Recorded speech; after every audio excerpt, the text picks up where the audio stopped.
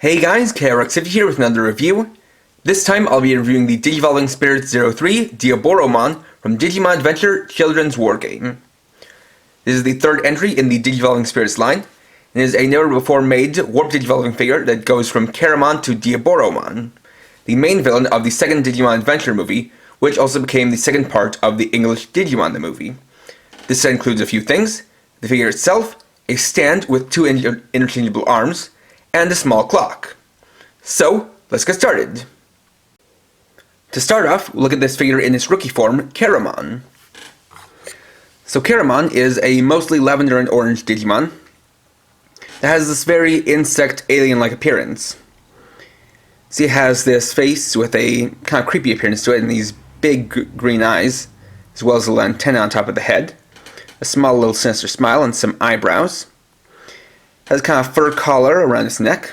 You can see that its body is basically made entirely of these tendrils that run down it. Has these long and skinny arms that come to these also kind of skinny hands that have eyes on the backs of them. And this connects to the space down here to let it flow a little bit.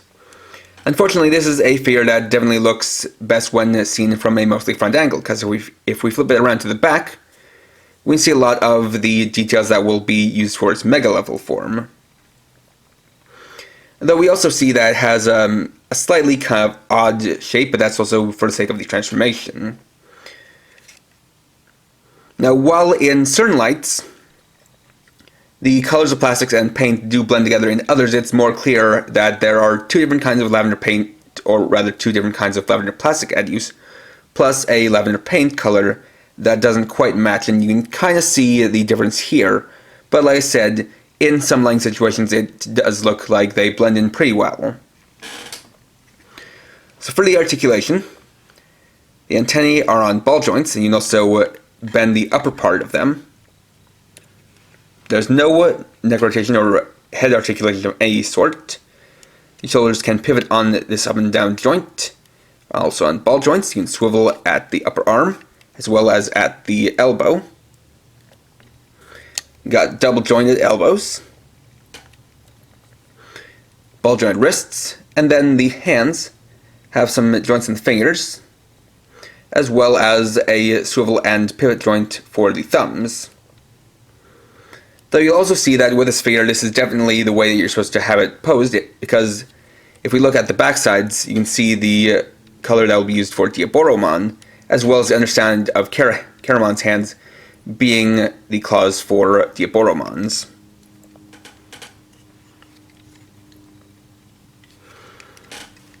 So for the transformation, first thing we want to do is detach it from the stand. So we're going to want to unclip these parts, pull open this, and then remove the stand from the bottom. And I will say that this is probably the most finicky part of the toy, because you have to have everything basically lined up properly, or else it's going to not really want to squeeze together all that much.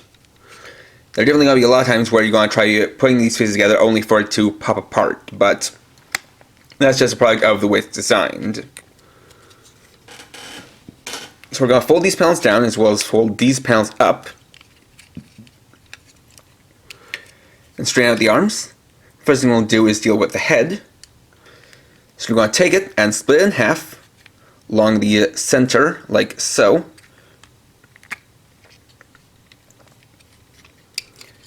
Then fold out these pieces so that they go one notch like that. Then we'll take the antennae and rotate them around, while also straightening them out. We'll take the front and back halves of the head, split them open, fold in this piece, then rotate the halves of the head around,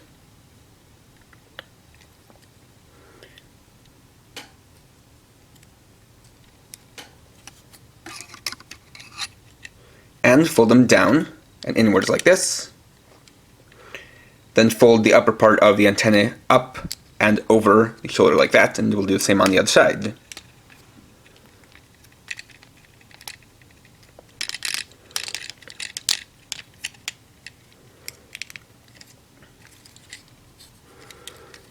Next, we'll take the arms,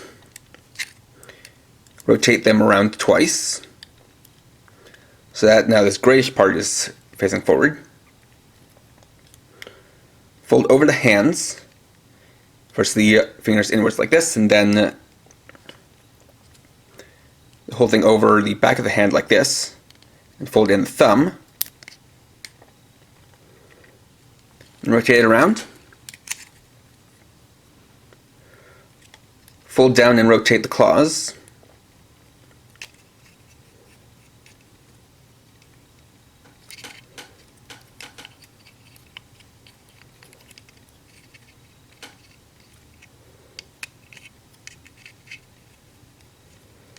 And fold out the thumbs.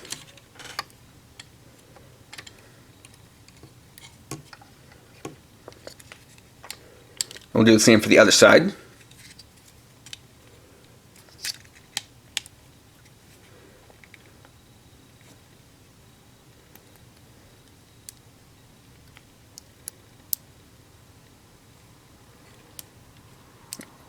You want to be careful because these can pop off, though they are on ball joints, so if you do happen to have one pop off, you can just pretty easily pop it back on.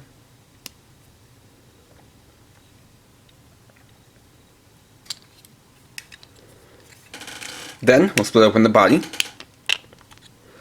rotate the top half, or the bottom half, 180 degrees like so. And take these shell pieces and rotate them outwards. Something like that. And take this piece and fold it up to form the head and chest. Also flipping these pieces down. Then you're going to carefully take these and rotate them up to the top. Also being careful so that we don't collide with any other pieces.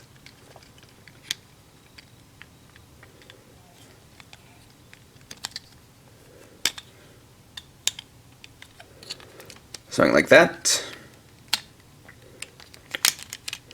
And we want to be careful because these can pop off. They're honestly kind of finicky, like I'm showing here.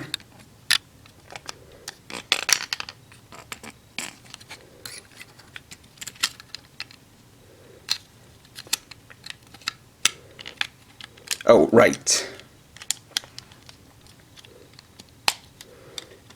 You do want to make sure they're kind of pointing forward when you rotate them upwards.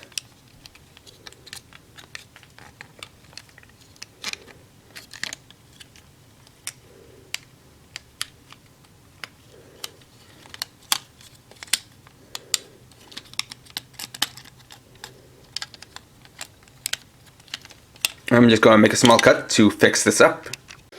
Okay, so taking it back a bit, it actually helps to have this part down for this step. That gives us the ability to kind of rotate the body as we bring these pieces up.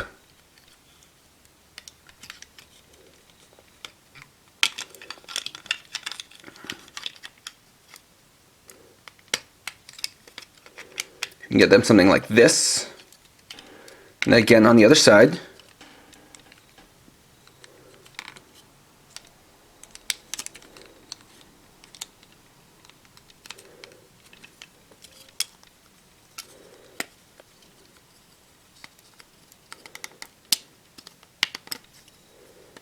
Something like that. And then bring this piece back up again. And you want to take these pieces and fold them over the shoulders. Just like so. And plug each side into here using the socket. Do the same for the other one.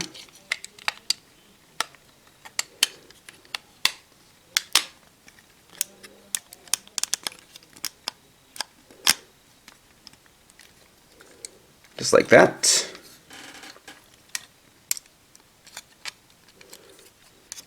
And I want to just tuck away the antenna into the shoulders like that.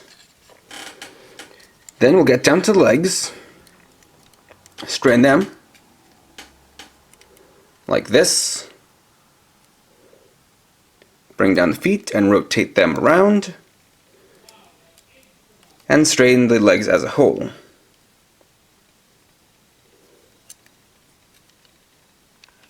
And finally, come around to the back, take these spines, and pull them out. You really need to get a pretty good grip on them, like that. Make sure they just click into place. And here we have Caramon's Mega Level form, Diaboromon. So let's take a look at him. So what is surprising about Diaboromon, and something you don't really get a good idea of him unless you have him in this composition, is that he's a rather imbalanced Digimon. You can see he has this pretty large upper torso with these very huge shoulder pads. But then he's also got this narrow and skinny head. It comes down to a pretty narrow torso and these very long and thin arms and legs. And see, it's also got a lot of nice detail to him. For his head, has some very nicely painted multicolor eyes. Have the details for the mouth and the eyebrows. You got these fur pieces for his hair piece, and they kind of add in this orange piece to complete the look, though I do wish it was something that had a bit more of a roughness like this instead of being just a smooth patch. Again, you have these spines that come down to the back and have the chest with this green gem in the center. But then really most of it is just this kind of greenish gray color. They also have the crimson claws on his hands and feet. As far as articulation, you have a little bit more than with Caramon. For the head, you can kind of move it a little bit side to side and a bit up and down, but there's not too much. The horns pivot, and these fur pieces are on ball joints, or hair pieces rather. The arms are also on ball joints, though they are a little bit blocked by these pieces in the shoulders. You basically have the same articulation as they did when the sphere was Caramon, but then you also have now the hands with each have these fingers which are on individual ball joints as well as these pivots. Because of the transformation, his waist is now locked up, but you still have, but now it gives him access to these ball jointed hips, the thigh swivel, double joint knees, ball joint ankles, and a foot tilt.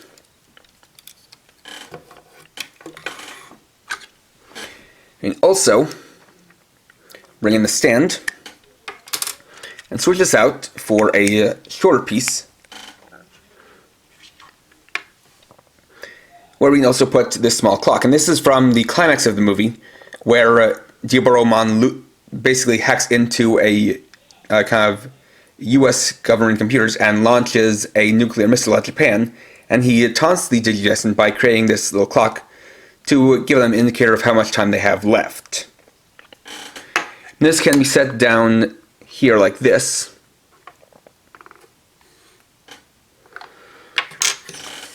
Where we can then get Diaboromon in a more appropriate pose to put him on, as he's usually not seen staying straight up, but rather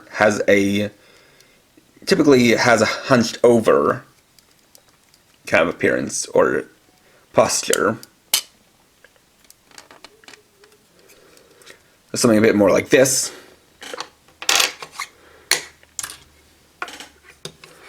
Then we can swap out this piece onto here.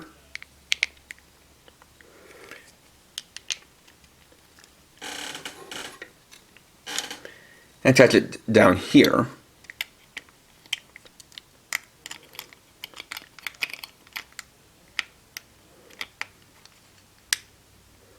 Ensure everything just lines up nicely.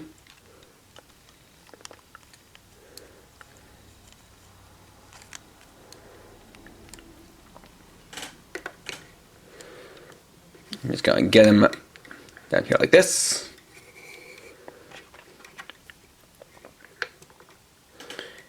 And we can have him display like that, although the stand is optional because if you have him posed right, he can stand on his own. And there we go. So overall, while it is cool that they made a Digivolving figure for Diaboromon, something that had never happened before, the result of making this figure is something that is both good and bad. It's basically, at the same time, flawed and frustrating, while also having its positive sides. Basically what I mean is that the flaws come in terms of Caramon. If you remember what it looked like from the movie, if you've seen it, or if you've seen it anywhere else, you will have noticed with that mode is that it's a bit too long and the head is a bit oddly shaped, and obviously the arms are also really long because of how they have to also be Diaboromon's arms.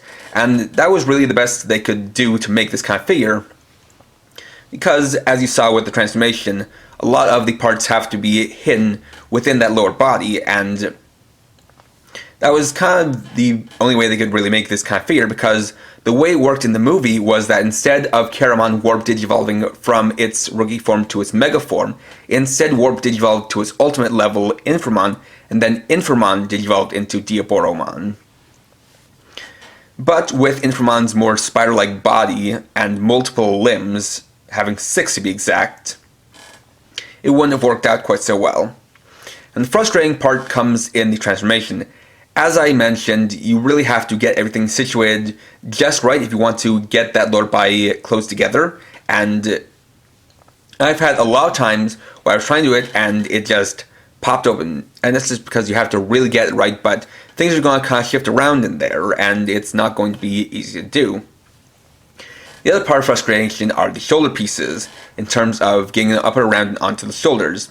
Because if you're not doing it right, and if you're off by some bits, you're going to have those pieces popping off, and it's very frustrating. In fact, the whole process of making this review took a lot longer than it should have, because of frustration it had with trying to transform this figure. And to the point where my first attempt at doing this, there were some cut takes because I was having difficulty filming it on camera. So I had to kind of go back and do something over again, and it was just a very frustrating experience. And this is honestly what I describe as probably one of the most frustrating figures, one of the most frustrating transforming figures I've ever handled, and that is unfortunate. But on the plus side, it does end up giving you a very nice Diaboromon figure.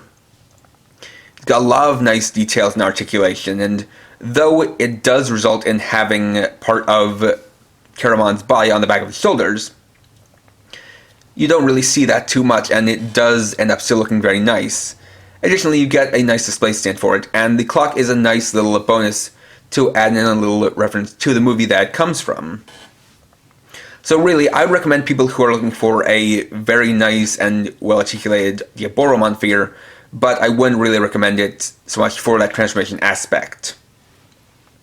But this is just one rather bad figure in a pretty recent line, and just because there's one bad apple doesn't mean that the rest is going to be also bad.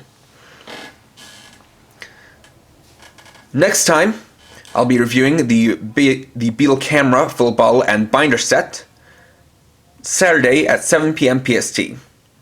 So, thanks for watching. If you enjoyed this video, please leave a like, let me know your thoughts down in the comments, and if you're new and would like to see more, please subscribe and hit the bell icon. And for now, this is KRX50, writing off.